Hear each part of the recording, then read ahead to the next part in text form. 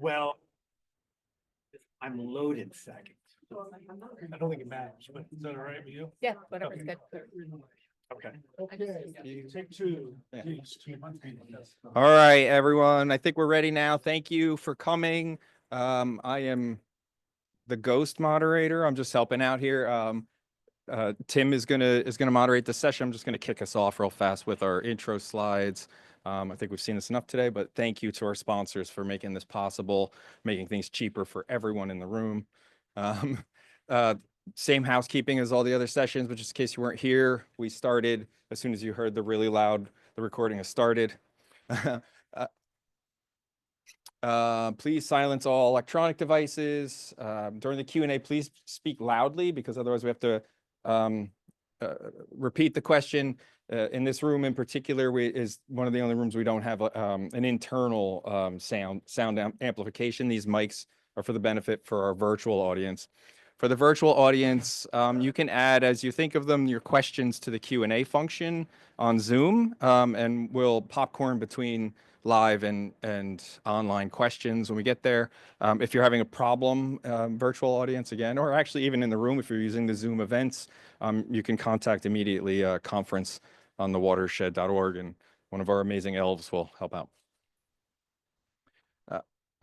This is more, I think, virtual stuff. Yeah, so click on Q&A and Zoom to ask your questions. In person, we'll go around the room with the mics for the benefit of, again, our virtual audience. Credits for this session offered are PE and CFM are applied for, but I think that if it's for CFMs, be sure to fill out the survey as well. And also for all CEUs, be sure to have signed in the room. If you haven't, do it now, please. The sign-in's at the front, and you have to sign out on your way out as well. There's no form, Jim? Oh, goody. Oh, there it is. Excellent. It will be there in just a moment. So yeah, be sure to sign in and then sign out. That's how we prove you were here for the whole session, which you must attend in order to get your credits. If you're online, we're tracking you. So even if you think we don't know you attended, we'll know. That's the summary of this slide. Logistics, their electronic and physical forms are available for each session. So the forms, if necessary for this session, will be up there where you're going to sign in and out also. For some of them, you have to do both. With that, I'll turn it over to Tim to introduce himself and our speakers. You don't actually, if you are going to be away from the table, you do. Okay. And then this is the chair slides. And here I thought I was going to get away with no tech involvement at all, which would have been a smart move on Steve's part. So, well, good afternoon, everybody. Let me stand here so I'm not standing in front of Danielle. I'm Tim Dillingham. I'm the executive director of a nonprofit called the American Littoral Society. We're based down in Highlands. We work along the coastline. Who knows what the word littoral means? One out of this whole crowd? Three. Okay. My usual joke is if you weren't raised by Jacques Cousteau, you may not know what the word means, right? It means of or along the shoreline. So the Littoral Society was founded in 1961. It is one of the oldest coastal organizations in the country. We work primarily between New York and Delaware Bay, and at times throughout our history, we've been in Washington, California, Cape Cod. So it's had a lot of evolution and adaptation of its own organizationally as things come and go. But one thing that's been consistent is that we love salt marshes and we love being along the coastline. We talk about connecting people to the coast and caring for the coast. And obviously, tidal marshes are one of the fundamental ecological elements of estuarine and oceanic systems. They play all sorts of different roles in which these great experts here are going to give you a lot more detail on than I ever could. But I was thinking about Nick Angeren's comment this morning about transformative change and transformative restoration. If you look at the salt marsh base in New Jersey in particular, it's about 200,000 acres spread out across that um, coastline from up in Hackensack down to the Delaware. Um, if you look at historic aerial photographs, you'll see that a lot of the footprint of those acreages has disappeared. Somebody had a slide up this morning that showed Beach Haven West. What they didn't tell you was that housing development that sits right there on Barnegat Bay was created by excavating sediment off the bottom of the Barnegat Bay and dumping it onto the tidal marshes that were there. So we've come a long way in our understanding of the importance of tidal marshes, but I think we're now growing so to speak, a new appreciation for them, recognizing that not only these fundamental utilitarian values of mitigating storm damage, of sequestering carbon, of recycling nutrients, providing habitat, um, are taking on a greater role as we particularly deal with the impacts of climate change, of more intense, probably more often, storms, increased levels, sea level rise, changes in water quality, changes in the hydraulics of estuarine systems with the freshwater flows upstream change. So really important resource. It's really great to hear and to be at a conference where we're talking about the restoration. And I'm sure we're going to talk about the beneficial reuse of dredge materials and carbon sequestration as a carbon mitigation technique.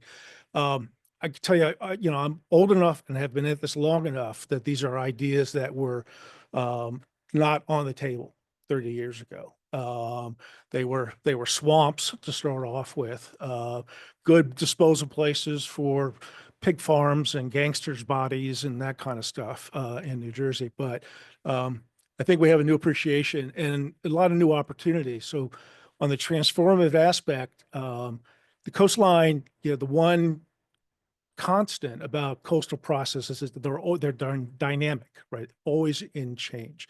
So we have a lot of new opportunities to undo perhaps, or maybe do penance for some of the mistakes and abuses we've conducted in the past along the coastline, um, and bring greater benefits to ourselves. So um, we have a great panel today. I've worked extensively with all these folks. I want to give them all a shout out, and particularly Danielle and Carl. We're really glad they're here. They're federal employees.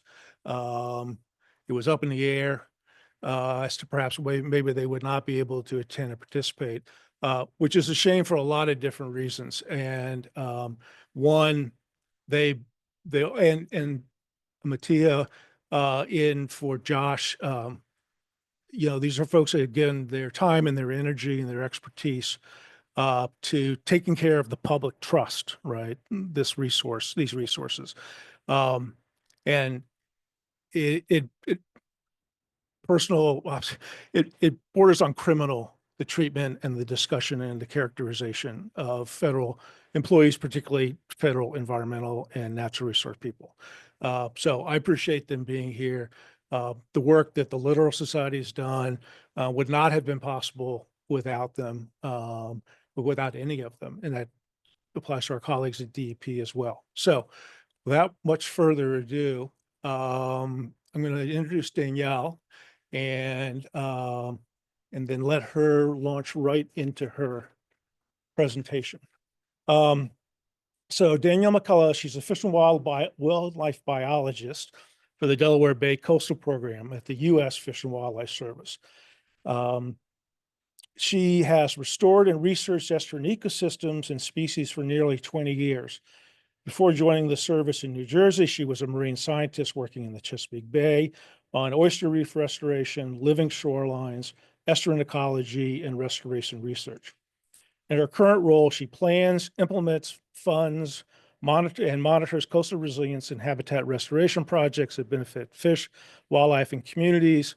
She's driven to work with others to protect and enhance marshes to meet conservation and community resiliency goals. And she holds our hand a lot to get us through the various challenges of coastal restoration. So Danielle. Thanks, Tim. I'm going to sit here if that's okay with you guys. Littoral Society is one of our biggest partners, and a lot of the restoration that happens on the ground in this state is because of the work that they're doing to advance tactics and allow us to learn from them. So thank you, Tim, for the work that you guys do.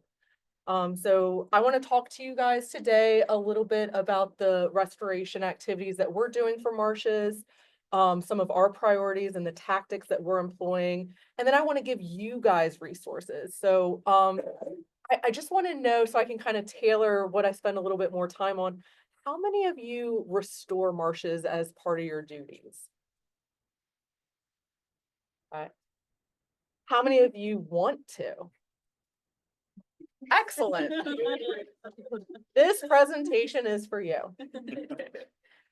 So I first just want to say that yes, marsh restoration is stewardship, but I think we should have gotten those other two icons for planning resiliency and for building resilience, because that's exactly what marshes do.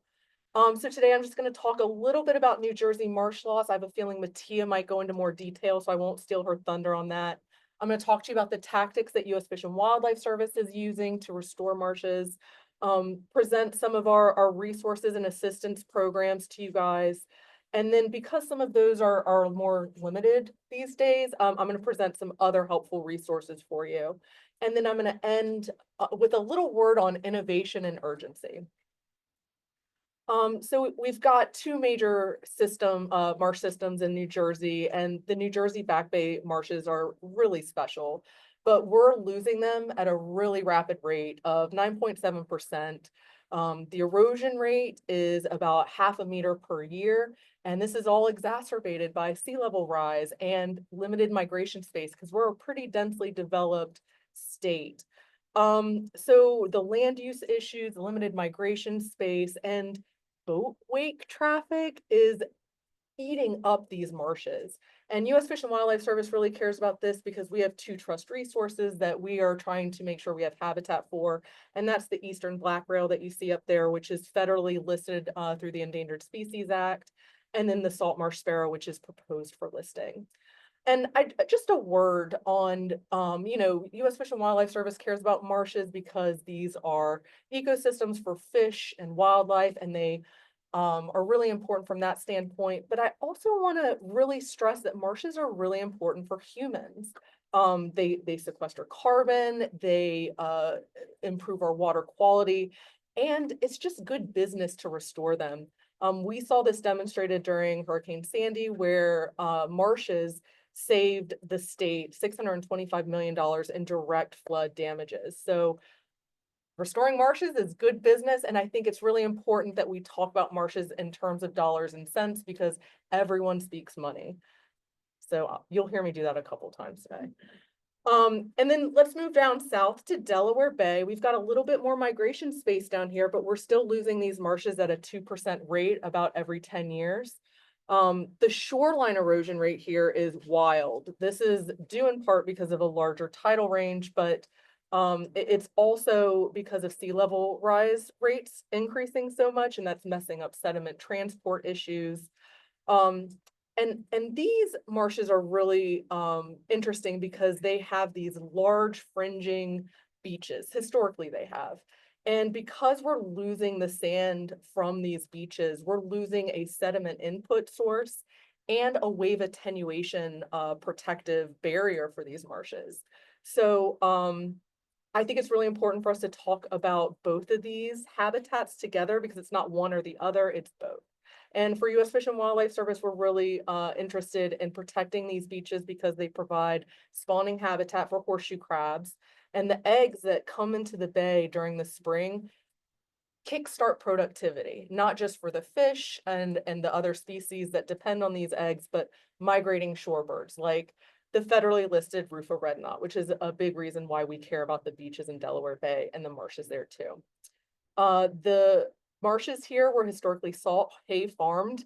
So some of those practices have really made them more vulnerable to when we lose that fringing beach and we don't have that protective barrier, then we see the marsh behind that beach rapidly convert to open water habitat. And that's really something we need to be worried about because there's an intense amount of carbon sequestered in these marshes. and it's valued at $21,000 per acre. So again, highlighting the economics of keeping our marshes going. So there are a lot of reasons why we're losing our marshes, but U.S. Fish and Wildlife Service is looking to address these three major issues. We have hydrology issues. That's just how the water is moving on and off these marsh platforms. And a lot of this can be attributed to these grid ditching that was historically done for mosquito control, and then we have berms from the historic salt hay farming practices, and it's just messing up water, keeping it stagnant on the platform.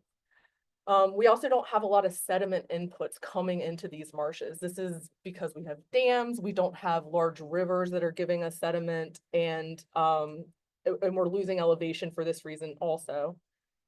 And then we've got a lot of edge erosion, and we know that we're losing about 70% of our marsh at the edge, and that's really releasing a lot of carbon into the system.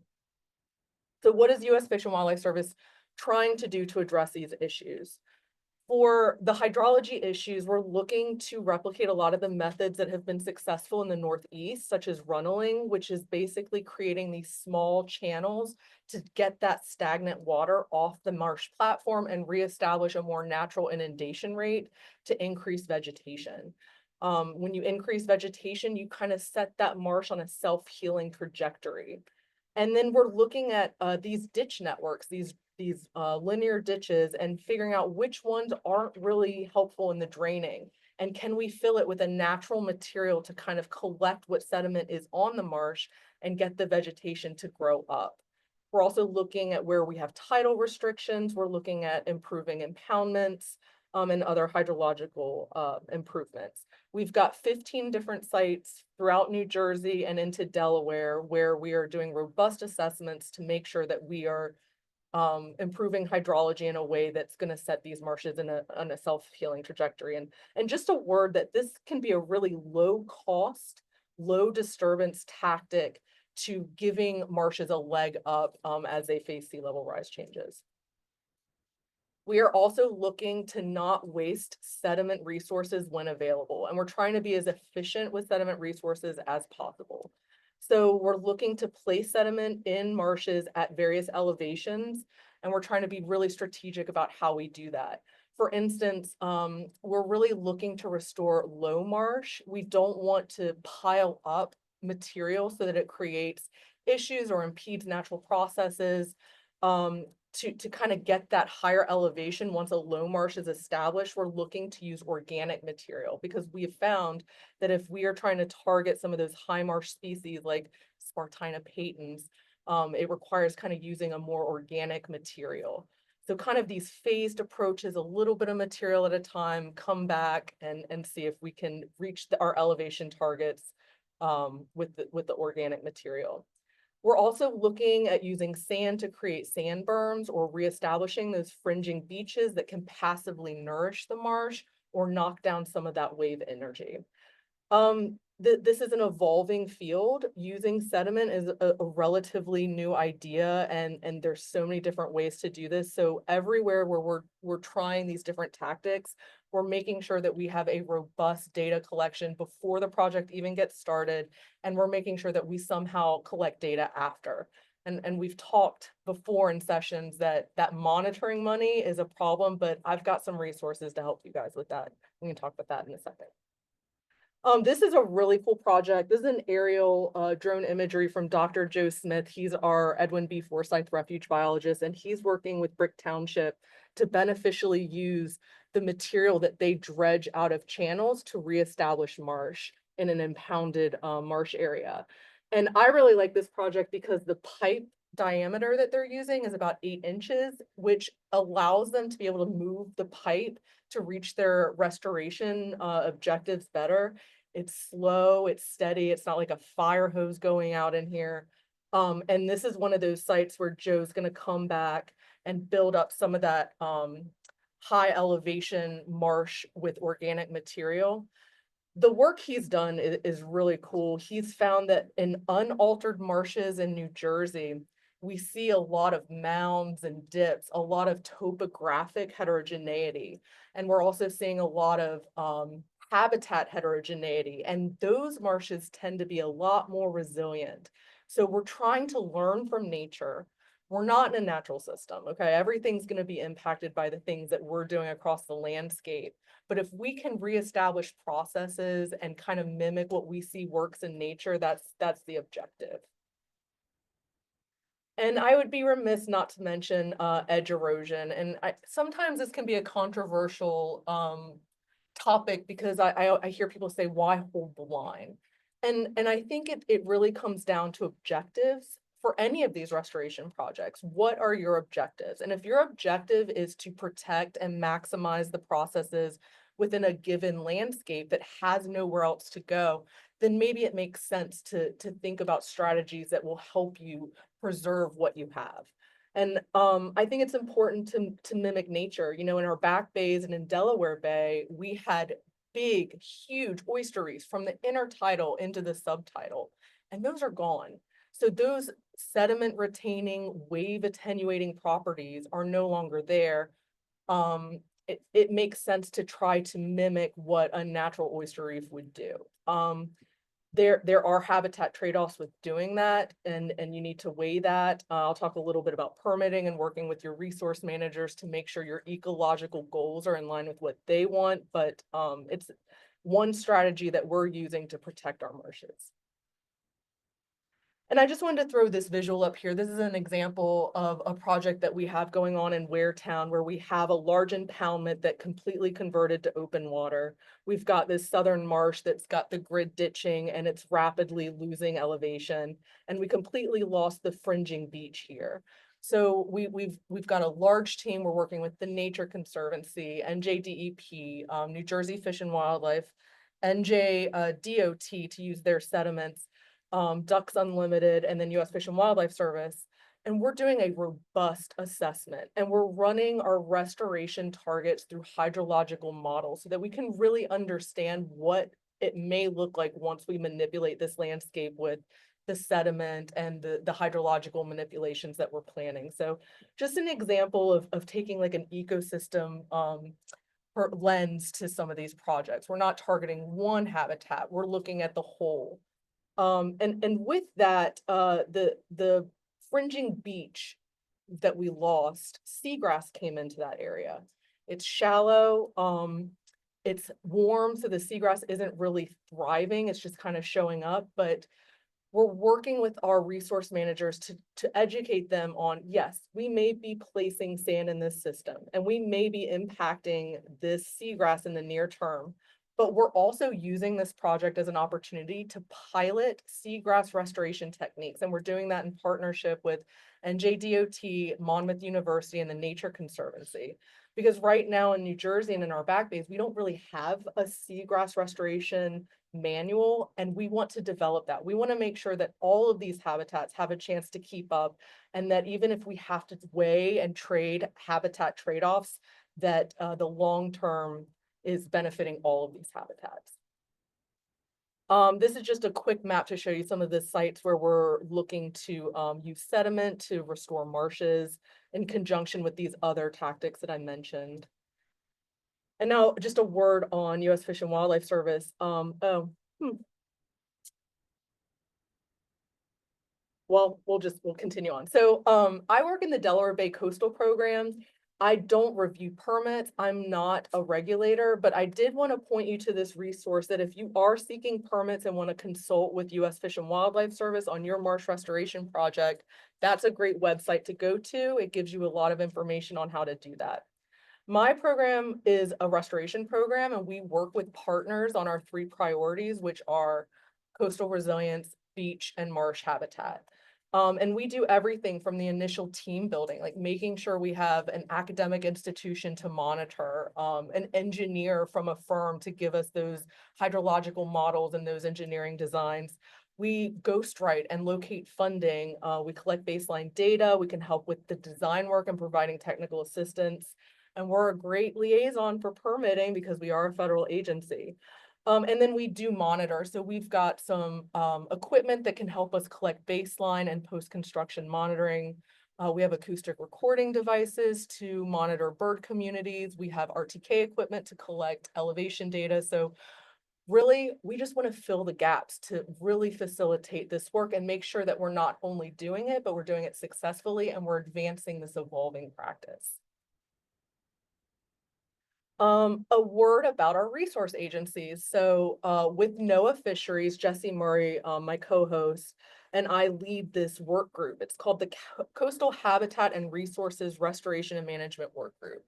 And long story short, we want to bring what's happening in the field and in the science of restoration to the resource managers so that they can stay up to date with what we're learning, because publications come out years later and these folks don't have time to read the latest literature or go to all the conferences. So this is an hour a month that they can come listen to a learning webinar and ask questions. We have recordings of those webinars and fact sheets and other resources at this website that you can find. And if you're interested in joining this work group or getting involved, you can email me. I'd love to have you guys. Yeah, so it's hosted by U.S. Fish and Wildlife Service and NOAA, and we are part of what's called the New Jersey Coastal Resilience Collaborative. They give us website space so that all of our materials are public facing. That's really important. We're currently developing this permitting guidance document. So we want people that want to pursue nature-based solutions to have all the information they need to create a really great permit application.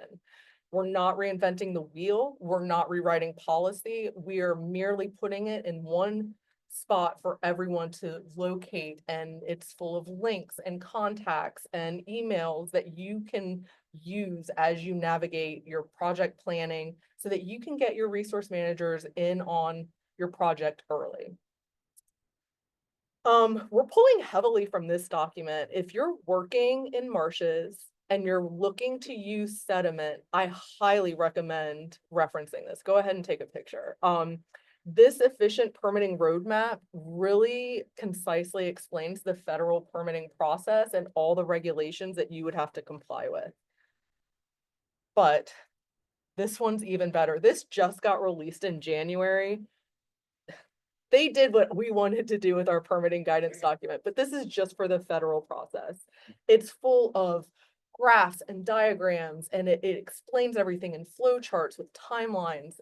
It's meant to be read by the permit reviewers, but if you are someone that's going to be applying for permits, I highly recommend referencing this first so that you know how to navigate the federal permitting process. It's complicated in the coastal environment. I mean, I do it, and I think I still have questions. I don't understand every aspect. So I feel for you guys. And I think that the more we can unbox some of these processes, the more we can scale up this work. I think it's really important.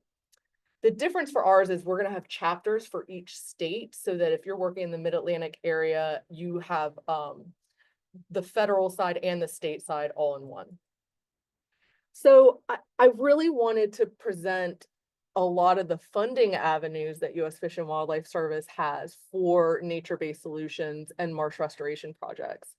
But currently we have paused all contracts over 50K, and we're unsure what that means for our request for proposals. So just in case those don't come out this year, I wanted to point you guys to this Climate Resilience Funding Directory from NJDEP.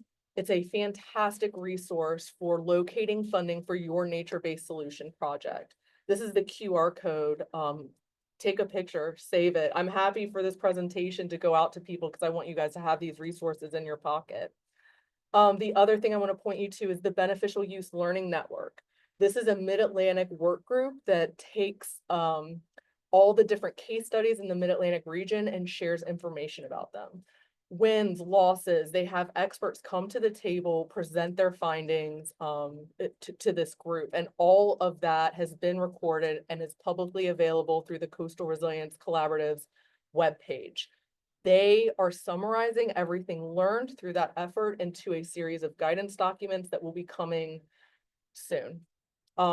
hopefully this spring. So stay tuned, check out that website, keep an eye out for those guidance documents.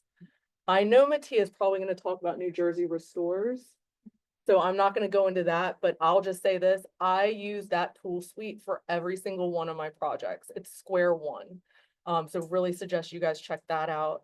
And then I want to talk to you guys about this resource. This was a document authored by NOAA and U.S. Fish and Wildlife Service about coastal marsh restoration and getting at how to navigate some of those habitat trade-offs. Fantastic resource, really well written, a ton of great information, including a permitting application example. And then I'm just going to stress again that we really need to be talking about the economic valuation of restoring marshes and talking about the dollar amounts associated with carbon sequestration, storm damage control, reduced flooding, the fish and wildlife resources, ecotourism, and water quality. There are too many resources to point to name, but if you need help coming up with that dollar amount, email me. I'll send you some stuff. Okay, so I don't want to be preachy, but I think the last thing I really want to stress is that single habitat restoration doesn't work. You really have to think about the processes and the adjacent habitats. And when you're assessing before you come up with designs, you really need to consider the trends, not the data you're collecting today, but what has been happening here since 1970. You know, what happened after Hurricane Sandy. That's really important. And then share your knowledge, share your wins, share your losses. I just published a paper about a living shoreline project that did not work, guys, and I have no shame about that. I want you to learn from my mistakes and my team's mistakes. We feel very strongly about being transparent about reporting out on the wins and the losses of what we're doing out there. And then I think that managed risk is important, but we can't avoid risk, right? The no action alternative is too costly. So I don't want to be grim, but the projections for sea level rise in this state are not good. And we need all the tools in the toolbox to combat what we can with the resources we have. So I think innovation is a necessity, and I think we need to give the folks that are trying out new things a little space to do that, as long as we're collecting robust data so that we can advance the practice. So like Tim said at the beginning, I'm driven to work with others to facilitate these projects. So feel free to email me for more information on anything you presented, and thank you guys so much.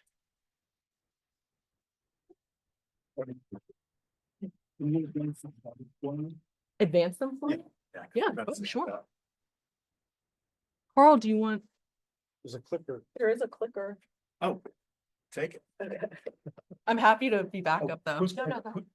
Yeah, I think. Just thinking, Tim, do you have the tablet that has like questions from? With Steve. Why am I standing? Which one? Is this the right one?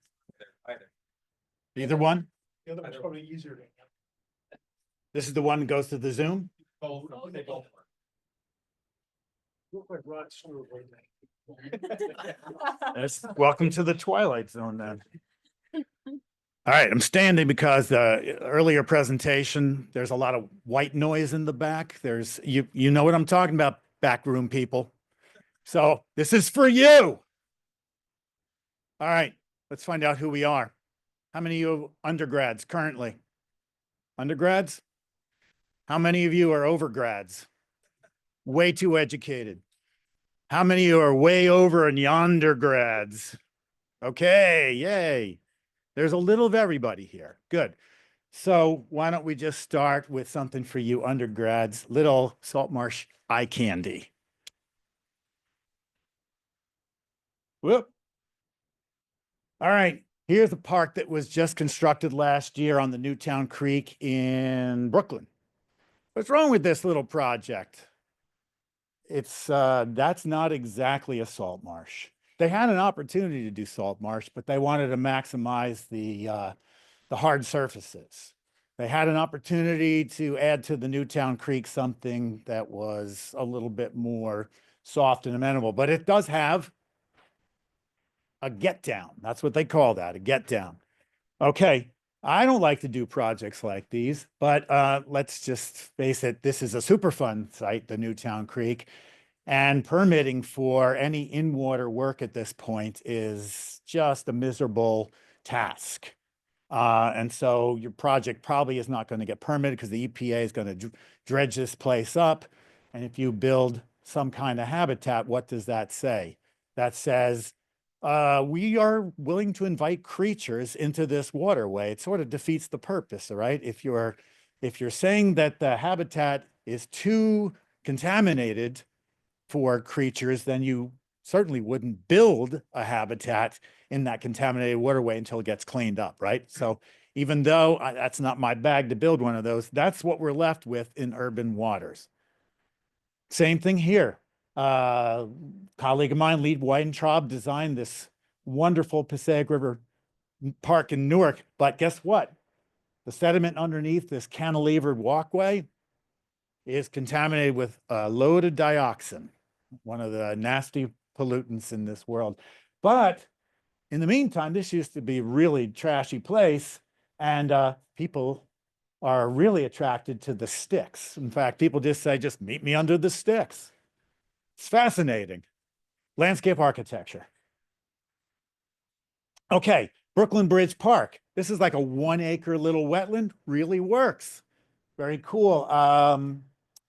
Landscape architects, Van Valkenburg and Associates built themselves a little wetland in the park. There's also a sandy beach here on the East River. And how do you maintain it? How do you keep it from eroding away? You build a rock sill in front of it. So it's got a rock toe. Little great, except for one problem. When the tide goes out, critters get caught behind it and they sort of like become dried out ornaments. You can make pins out of them. Horseshoe crabs get stuck behind here. So that's not so great, but it does work. Functionally, it does build the architecture of a salt marsh. When I say architecture, I mean the housing. What's the housing? The grasses. That's what everybody's attracted to in the critter world. This is Hunters Point South, recently built at a cost of $11 million per acre for the whole project. It's a lot of concrete throughout most of the park on the East River, but it's got this incredible little salt marsh. To build it, it's like like the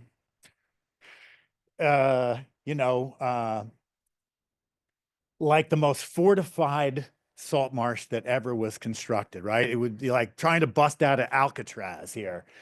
Like this salt marsh is rimmed with a giant wall. It's got a big wall behind it. It is really contained. It will never grow or expand because it can't get out of this little containment area, but it works. It's got an inlet and an outlet at each end, and the tide flows through it diurnally twice a day. High tide, low tide, high tide, low tide. Okay. There's a project I'm working on. Those other ones, not so much. But they're interesting and worth talking about. This is in East Newark, New Jersey. East Newark, New Jersey, the second smallest borough in the state of New Jersey, and it has never had a park. They don't even have a garden trowel in this town. They don't have a lawnmower. They don't have a rake. They don't have a park system. But now they've got a $65 million park, which is opening in May. I'm the technical federal monitor for the project. This was the initial drawing. It's got these embayments and something like the Hunters Point South project, right? You know, something that works and you replicate it, except we couldn't build it. What did I say before about Superfund sites? So instead of this being a wetland with openings through tide gates that can be shut when things get bad, like a contaminant event happens, instead it's a rain garden. So it's a stormwater detention, right? And nothing flows in and out of here. There's no contact between the Passaic River and this because we could not permit this. But it's going to be an extraordinary piece of landscape architecture, and it's got all kinds of, really cool playgrounds and pavilions, and it's a lot of hard surface. And this is what we do in North Jersey, right? Danielle talked a lot about the Barnegat, but, You do what you can in urban environments. This is Lincoln Park West in Jersey City. I was one of the project managers, co-designers. This is a 48 acre wetland that was built on top of a municipal landfill. Not on top of, replaced a municipal landfill. This entire 90 acres with this golf course, 90 acres was a landfill. Pick up the landfill, plop it over here on top of the other part of the landfill. Clean and cap it according to the state site remediation standards. So now it's an official closed landfill. The materials inside that landfill are locked in so it can't leach out. Scoop out everything to 5 feet below the landfill and build a wetland. Now, take a kayak and enter a 3/4 mile set of tide creeks that have no name and never existed before. If you were lucky enough to be the first person to ever kayak in here, me, you had a blast. There's a two-way tide creek, two-way dam here, right? The tide comes in, flows over the dam into this tidal, call it a tidal lake or a tidal pond. And then at low tide, it all flows out over that dam this way. Why? Because Hudson County wanted a lake, and that's not easy to do with a salt marsh, right? So it's a brackish water lake, but they kept this lake environment. We also, this was a pre-existing lake. We had to dredge all the sediment out of there. Why? It's all contaminated. Anyway, 500,000 cubic yards of clean sand from beneficial reuse sediments coming out of the New York Harbor is what built this entire thing at a cost of $17 million. And it looked like this for a while. It's pretty nice, right? Train bridge. There's the Pulaski Skyway. Looks like this. Had a lot of fun working on this project. And it's seen some troubles. Geese have really done a number on the grasses, but that's another talk. This is Fresh Kills Landfill from 1997. I co-designed this with folks from Stantec. It's an engineering firm that doesn't exist as Stantec anymore. However, the landfill, the Fresh Kills landfill, the world's largest landfill at the time, had a little problem. They owed mitigation because they had bulldozed some freshwater wetlands. So they had to find 3 acres to do something to make up for the damages that they had created. And we built this. This is a marsh that relies on gabions. I know it looks like a rock toe here, but behind that rock toe are a series of steel baskets linked together across an entire half mile, right across the front face, all the way around, that lock in the sand sediments. But just like the Lincoln Park project, right? That had 5 feet of sand to build it. This has got a foot or two of sand. Why does it need sand? Because otherwise, for years, Department of Sanitation just literally bulldozed the garbage into that mud flat. So it's a mud flat of like rebar, concrete, and glass. You certainly wouldn't want to put your hand in that to stick a plug of Spartina in there. So we had to build something over the top of it. Well, fortunately, ground pressure, right? So you've got force coming up. That's the force applied by the earth from below. And you've got a force from above, which is the sand pushing down on that. Do you think there's any problem with surcharge? I'll get into that later, or compaction when you're putting a layer of sand down on a surface that exerts more pressure than the sand from below. Well, you don't have a problem. This is really unique, and it probably can't replicate it anywhere. So the gabion holds the sand in and is porous because it's filled with rock, so it has interstitial space, which I'll get into. And that interstitial space allows water to migrate through. At low tide, the water moves out of the marsh, and the water moves into the marsh at high tide through those baskets, unimpeded, so that you can nourish these grasses. Okay, So here it is, 2011. Still looks like this. This was a fall scene. Mostly looks like this. There are pockets, though, that have done exactly what you talked about. Why? Supersaturated areas. That's a problem. It's either sea level or it's another problem. Perhaps the gabion has caked with a fine sediments, which has not allowing some of the porosity and percolation that we had earlier. So if you cake up the thing that's allowing the water to come through, like with silts and clays, it'll start to become supersaturated, meaning the water doesn't move in and out of there, so the grasses drown. Why? Because they're vascular plants. This is neat. Stevens Tech had this current velocity study, which allowed us to see where the highest forces were. Each one of those arrows represents a certain amount of current velocity, right? And surprisingly, that really worked out because where it was the highest velocity, the plants got sheared off in one small section. And we're like, oh, so that works. It's a little known technique that people don't use often, but it's a kind of a study that you might use in advance to help you determine whether or not your marsh is sustainable. So that's the project, right? Here's a little conceptual graphic, a little sand, the gabion holds the sand, grow the Spartina alterniflora, and you're out. And what's interesting is Phragmites never encroached on it. Well, that's what happens when you've got a reliable 20 parts per thousand salinity every day. That is a factor you want to remember. So there's Lincoln Park again. This is 4 months after we planted it. The density here is incredible. 5 feet of sand. That's a lot of porosity. That's a lot of percolation. The deeper the sand, the more growth you're going to get. But can you put 5 feet of sand just anywhere? Or do you have to have weird places like Lincoln Park to do it? Here's a project a friend of mine's doing.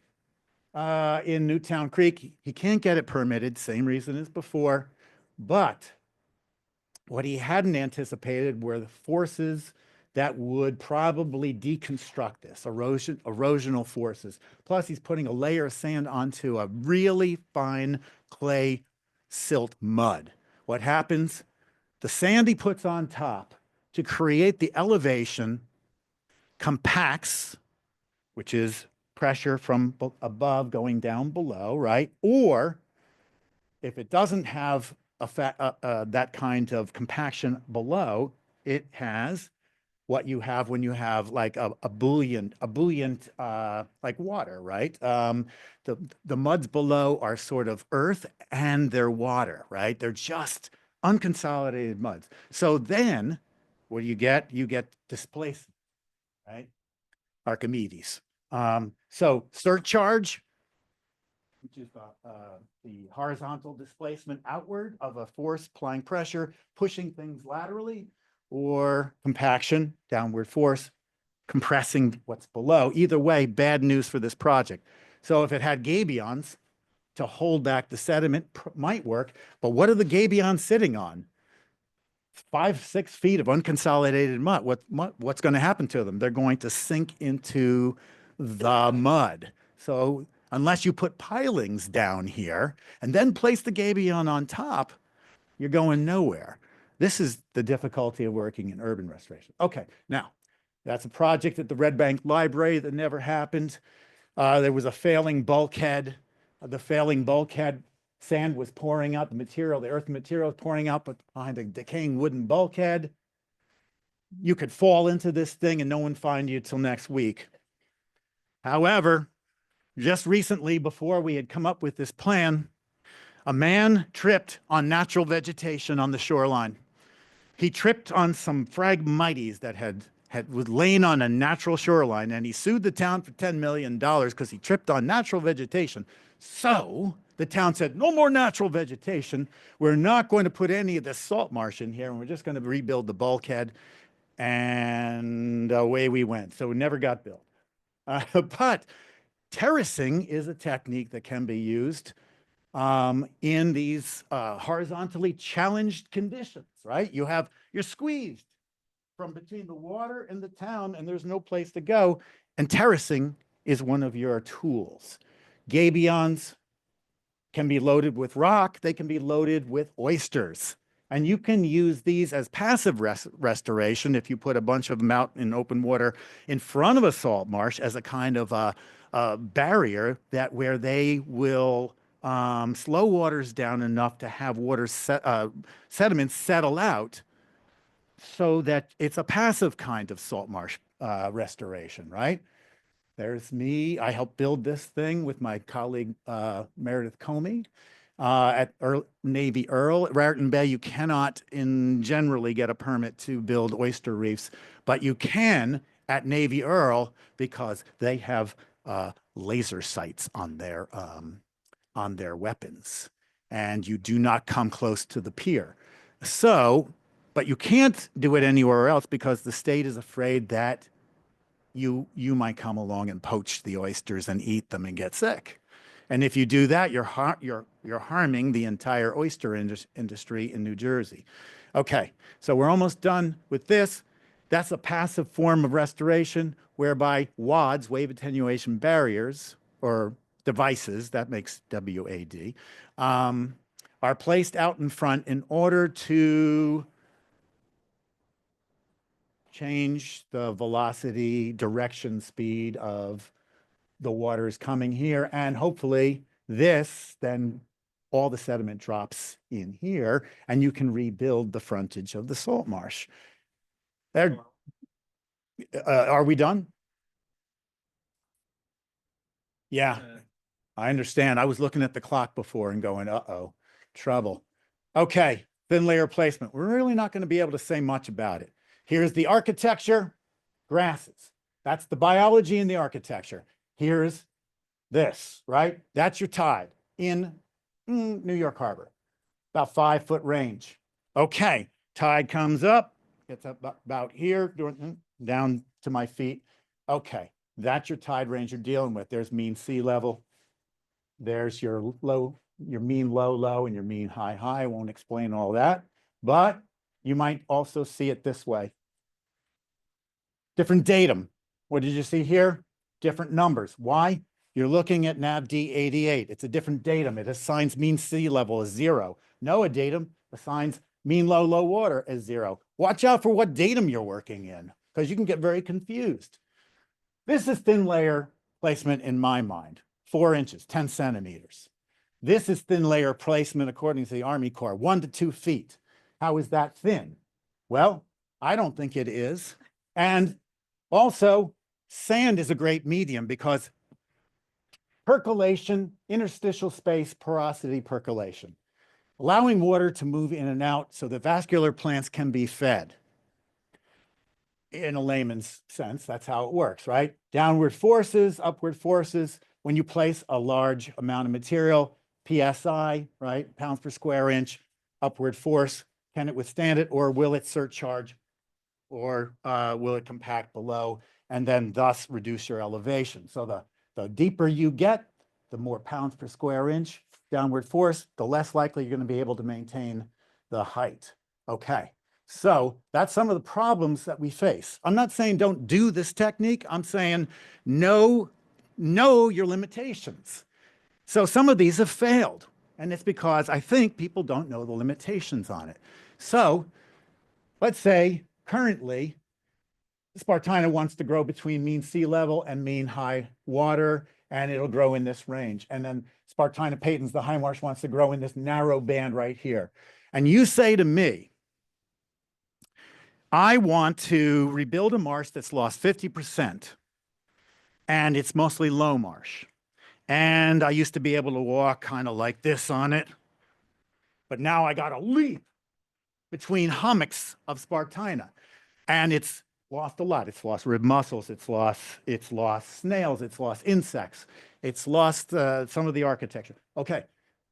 But I got to fill this much up I have to fill some amount of this up to get in here. Now, I don't want to build it down here because sea level rise. That's a bad place to build it. So somewhere in here is a better place. I'm going to build to an elevation somewhere in here to get this. But someone else on the team says, I'm really glad we're doing this because I'm really interested in getting salt sparrow habitat. What went wrong? What went wrong? Where's salt sparrow habitat? Here.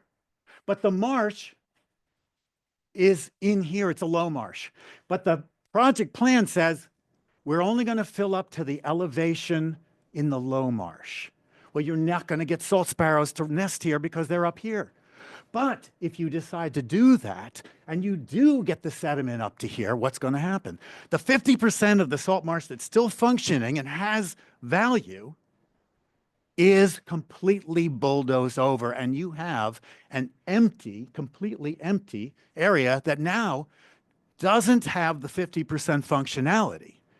You've buried hundreds, maybe hundreds of thousands of red mussels. All the benthic organisms that are living in that 50% functional habitat are wiped out. And if you use sand, you'll probably get good growth, and you'll get it within 1 to 2 years. But if you use Army Corps dredge sediments, which tend to be silt clay, it's going to take 3 to 7, maybe 3 to 10 years to get that amount of grasses. So I got to finish. Okay, I'm wrapping. Sorry. Anyway, that's my concluding slide. So excellent, Tim. Thank you. And I'll leave you with that from a paper by Mr. Raposa. Okay.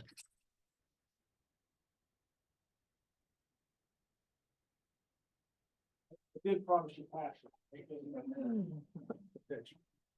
We're gonna do questions and answers, I think, well, questions at least, hopefully answers at the end.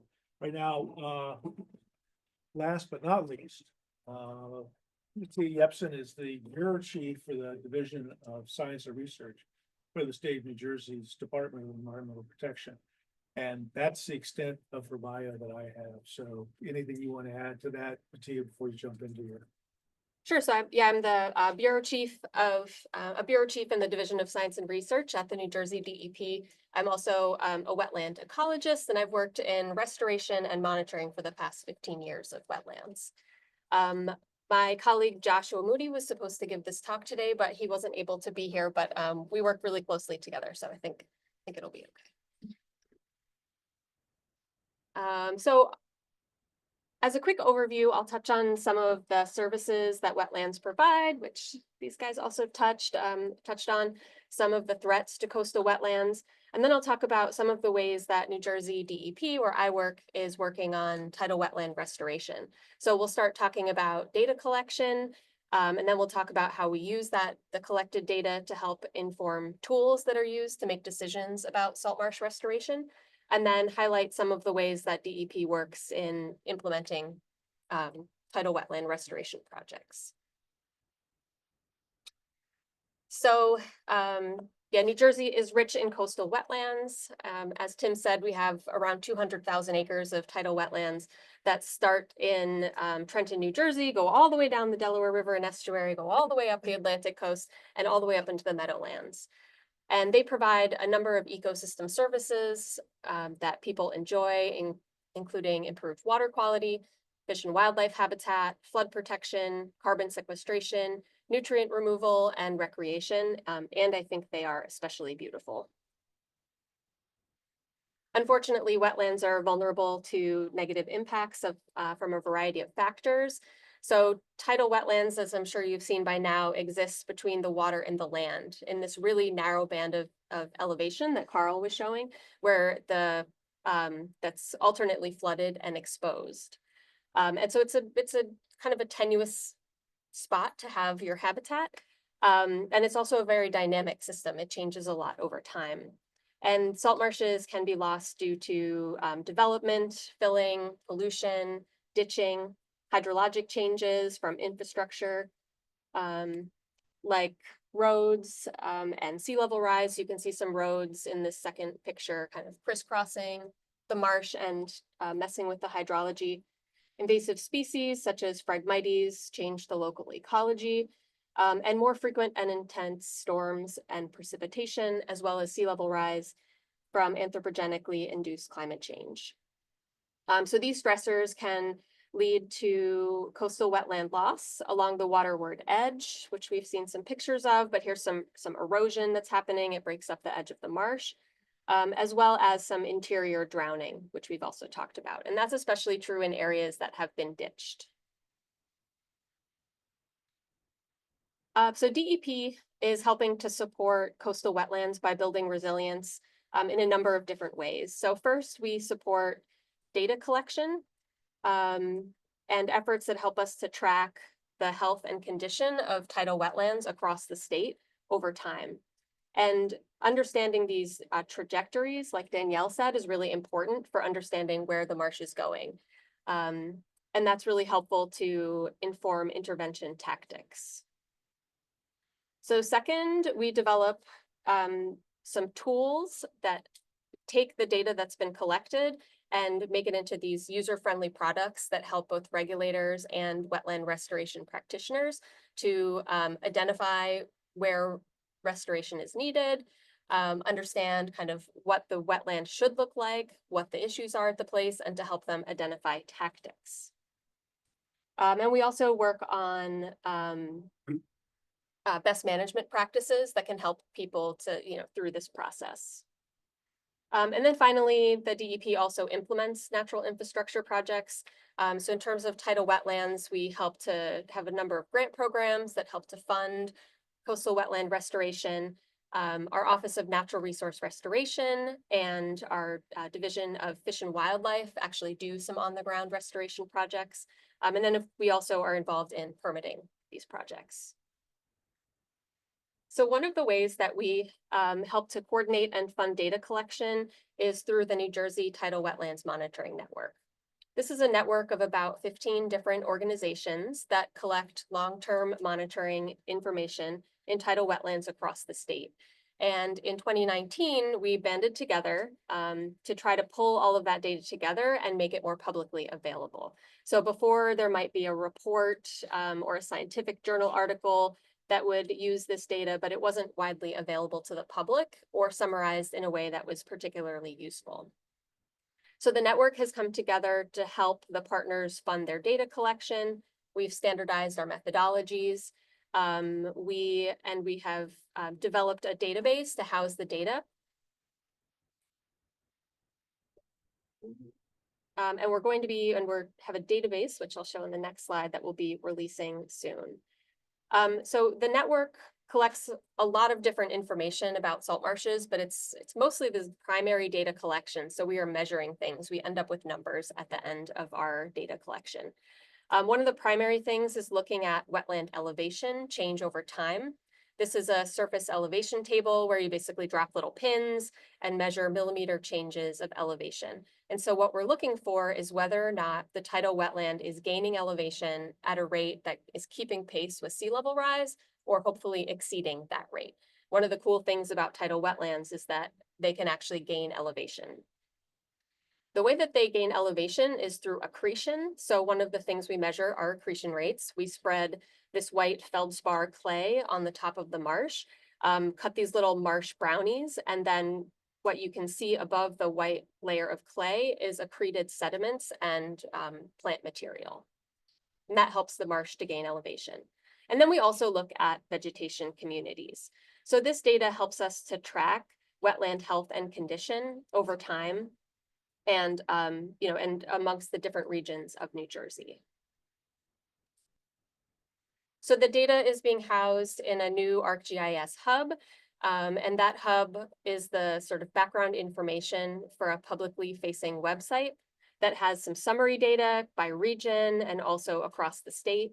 It will also have a map of the individual long-term monitoring sites that will have information about the kind of vegetation that's there, the accretion rates, whether or not they're keeping pace with sea level rise and things like that. And so this will be, I think, a great way for us to be able to inform the public about how tidal wetlands are doing in New Jersey. The database will be available through the Division of Science and Research's wetlands webpage. This is a QR code for that. It'll be there by the end of March. But also with this QR code, you can access all of the other reports. We have a big page on beneficial use projects where we talk about the monitoring that was collected, what we found, and like a 250-page lessons learned document on some of the projects that we've done. So one of the things, so we collect all this data, and one of the ways that we use that is in putting it into these best management practices and tools that are developed. This is the tool that Danielle mentioned. It's NJ Restores, which is a suite of tools. And so we take all the data that's been collected around the coast, and we synthesize it to try to make it useful for restoration practitioners and regulators and the public. So NJ Restores has a suite of different tools that have been built, and it takes you throughout the whole process of developing a restoration project. So we start with, where should we work?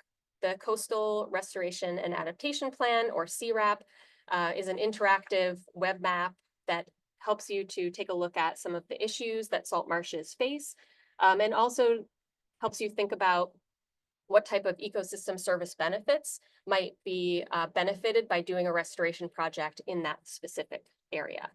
And the Bay Islands Restoration Planner, BURP tool, is similar. Then next, once you have an idea of where you want to work, we have a suite of tools that can help you identify what the problem is at that site. And then we have a suite of tools that can help you to figure out what type of work to do at that site. Let's see. Yeah, restoration approach.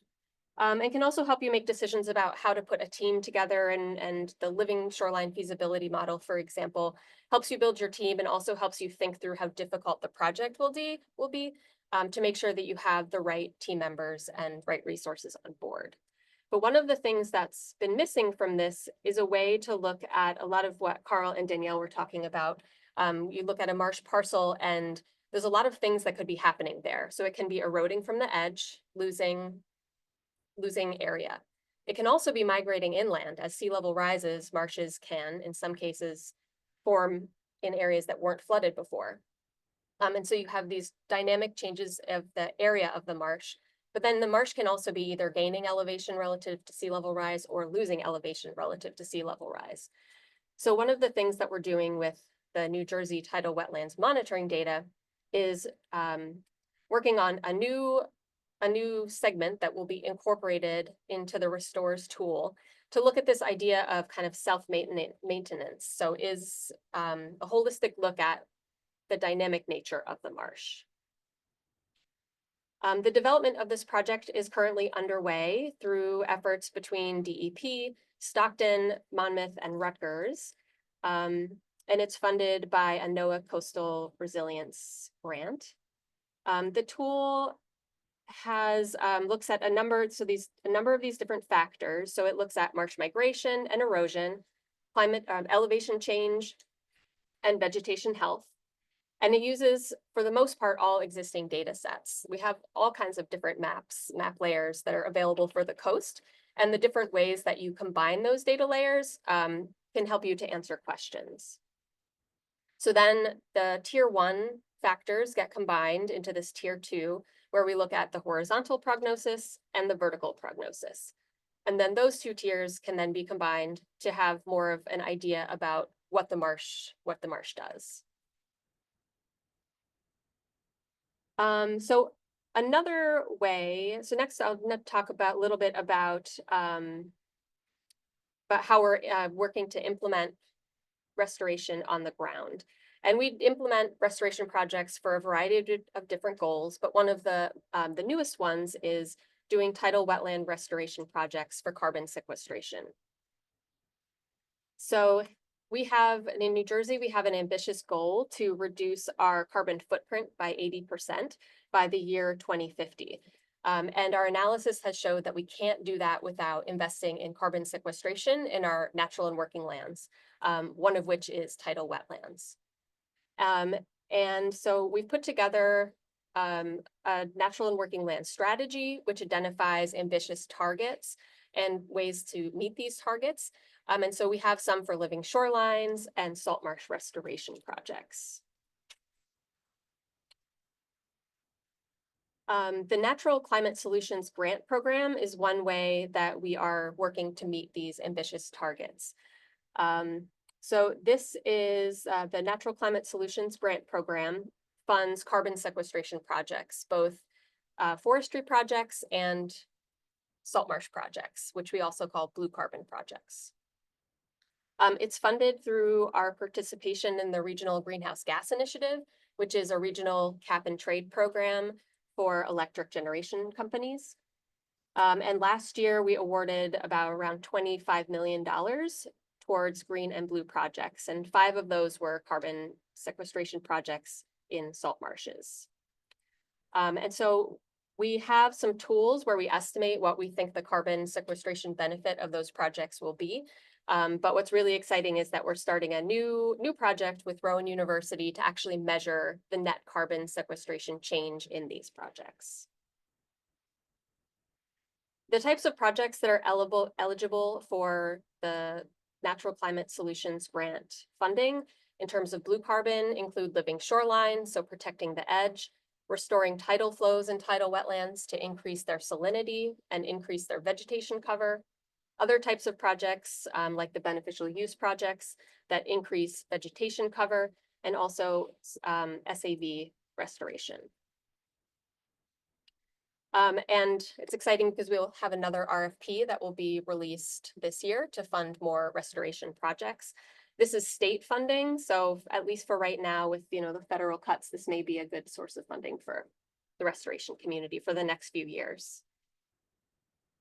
So in summary, the DEP and the Division of Science and Research are involved in a variety of activities to collect data on this really valuable habitats, integrate that data into informative and useful tools, and then support and fund the implementation of coastal restoration projects. Thank you.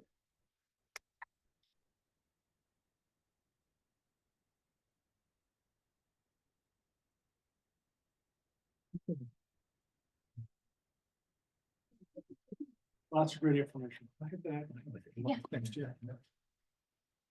So I know probably burning with questions. So we're going to do questions from in the room, and then we'll take a couple from online as well.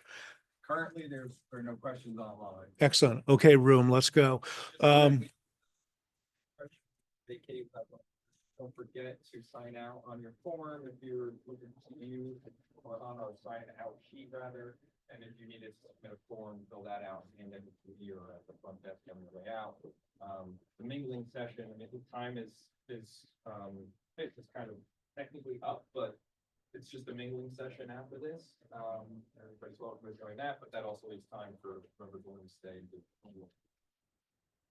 Mingle, Roger here. What you want to? All right, question back here. I understand the value of eco breakwaters, but I've heard some stories about artificial reefs. And I just wanted to know if, like the sinking of a subway car that's been stripped of its, whatever, its toxic materials. Is any of that being done or experimented with to break up, a lot of the. So yes. Yeah. So the question was about use of artificial reefs or structures. Can I take the question? Yeah, you Okay, good. I have scars on my back from the subway cars that they sunk out. Yes, we are in like in Delaware Bay, the Littoral Society actually has a project, several projects there where we're using what we call hybrid reefs. Where we're building them out of rock with a space and then revegetating behind them, and also looking for natural recruitment of oysters and other shellfish onto the reef, as well as protecting the marshes behind it. And that's because one of the leading causes of the marsh loss there is the storm-driven waves coming across Delaware Bay, right? Big open fetch, lots of energy. Living shorelines, we've tried it with bags of oyster shells, bags of whelk shell.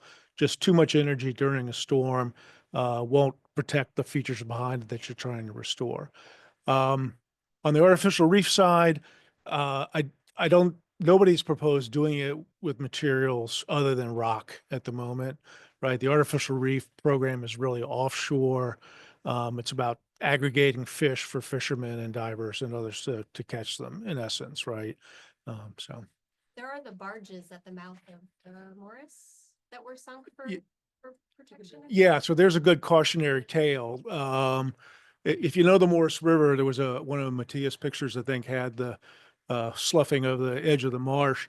Um, the state tried to sink a couple of barges, literally big, large barges, at the end of the peninsula that was eroding away in 80 something, early 90s maybe. Anyways, the remnants of the barges are still there, but the spit has eroded all the way back another couple hundred yards. So it didn't work. Mainly, I think, because it was not on in front of the salt marsh itself, right? It was at the tip. And so, to go to Carl's point a little bit about understanding the dynamics and the way the natural system is moving, is fundamental to designing this stuff. I will admit on Danielle's admonition of admitting some of your mistakes. When we started to build those breakwaters, we were losing 8-ton rocks that were going into the mud because the time between when we planned the project and when it was permitted, the shoreline had eroded and it had eroded back into areas where there were historic old creek beds, which are a different sedimentary composition, therefore didn't have the same support value. So we had to sink a lot of rocks before we got to the point where they stopped sinking. And 8-ton rocks are very expensive. So know your science is definitely one of the fundamental rules. Okay, yes. About- This is the people on the- Yeah, I've heard a little bit about using like seaweed farming practices, especially coupled with like the oysteries and other like wave attenuating structures. I was just curious as to whether you'd like worked with any sort of stuff like that. I would love to address that. So the question was talking about seagrass restoration in combination with maybe oysters and other shellfish and natural infrastructure. And this was something that anecdotally I can speak to working in Chesapeake Bay, that anecdotally when we did oyster reef restoration projects, we would see seagrass come in, and that makes a lot of sense, right? Because oysters filter the water and they create a localized benefit to water quality. And they can slow down the energy so that seagrass can come in. So I'm actually working with Mattia's group and the folks in marine, NJDEP's marine resources, to look at how to restore seagrasses. And one of our questions is, can we use shell or oyster reef or artificial reef to slow down energy in areas that would be suitable if the flow was reduced? So we're piloting these strategies, we're collecting data, and we're planning to learn a lot about it, because these are keystone species, right? The seagrasses and the oysters of old made our waters clear and helped keep the sediments in place, and our marshes did well. So if we can start at square one with the oysters and the seagrass, I mean, I'll just tell you guys, I think oysters are the answer to everything, okay? Secretly, like, I'm like, you restore the oysters to the days of old and everything will go back to the way it should be, but that's like not supposed to be part of my job. But anyway, yeah, I think it's really exciting. Stay tuned, and if you want to get involved, we're looking for volunteers to help us, so let me know.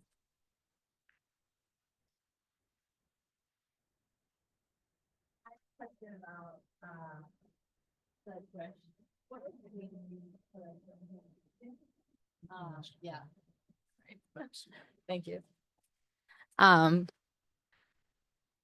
was just wondering, I guess, what quality of like what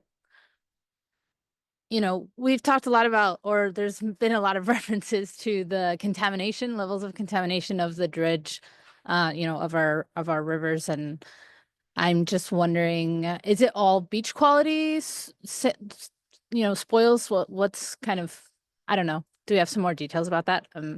I'm curious. I mean, I think we could all speak to that, but there's rigorous testing that's done where the dredge sediment is used for environmental benefit.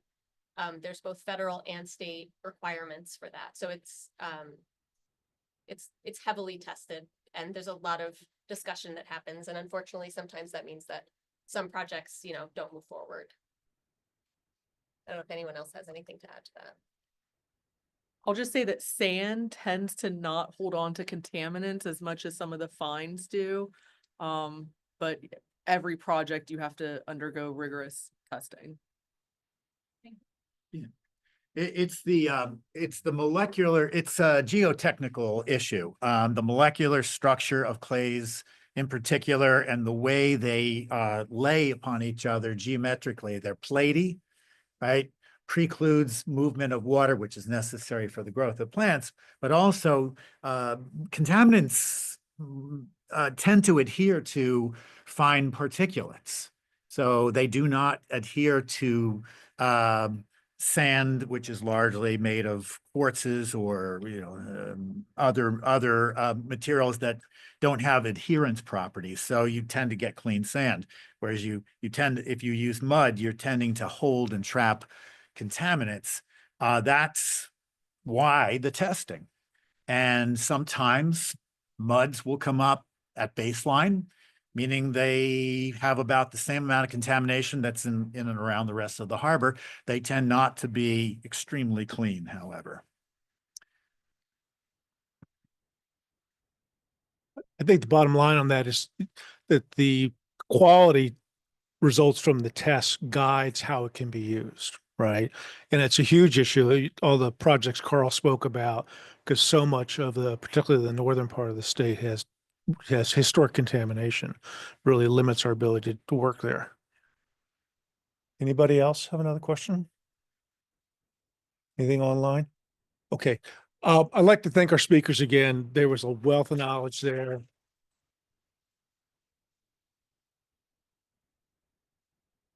And thank you all for coming. Hopefully, how many people now want to go into marsh restoration after That's what listening? we to want to all know. that? All right, well, Oh, no. I think we lost people on I, that. so- we did. Tim, we clearly went over. Yeah. It's the end of the conference, right? Okay. All right. Thanks, everybody. Be safe. Moderating and Yeah, it was fun.